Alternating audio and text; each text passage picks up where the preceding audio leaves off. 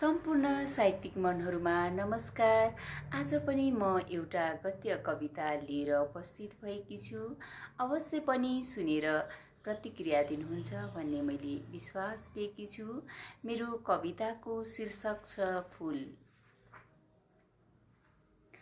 कति सुन्दर, मन लुभ्याउने, मनमोहक, हेरिरहूँ जस्तो, झुमिरहूँ जस्तो, छेउमै बसेर बखान गरिरहूँ जस्तो, सुन्दरताको बयान गरिरहूँ जस्तो, तर दुनियाँको चासो छैन,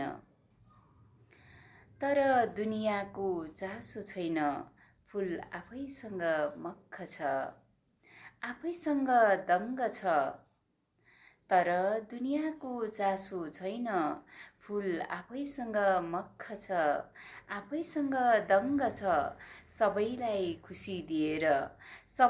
खुसी दिएर हरेक मौसम फुलिरहन्छ। आहा फूल, सयपत्री, मखमली, बाबरी चिमल, गुराँस सुनाखरी, आरु अनि कमल, सबैको आफ्नै शैली, आफ्नै रङ्ग, फूलमा नझुम्ने को होला र, संसार सारा मोहित छ तिनमा, न त फूलसँग अथाह चाहना छ, न लोभ न रिस राग, त्यसैले त कहिल्यै नजरबाट झर्दैन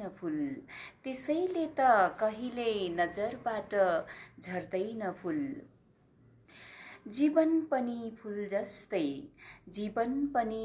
जस्तै सुन्दर प्रकृतिको उत्कृष्ट उपहार। यसलाई फलाउन सक्यो भने साकार बन्छ जीवन। यसलाई फलाउन सक्यो भने साकार बन्छ जीवन, सफल बन्छ जीवन, हर पल हर घडी चमत्कार बन्छ जीवन, फूल जस्तै फुलिरहन्छ जीवन, हर पल हर घडी चमत्कार बन्छ जीवन, फूल जस्तै फुलिरहन्छ जीवन, फूल जस्तै फुलिरहन्छ जीवन। धन्यवाद।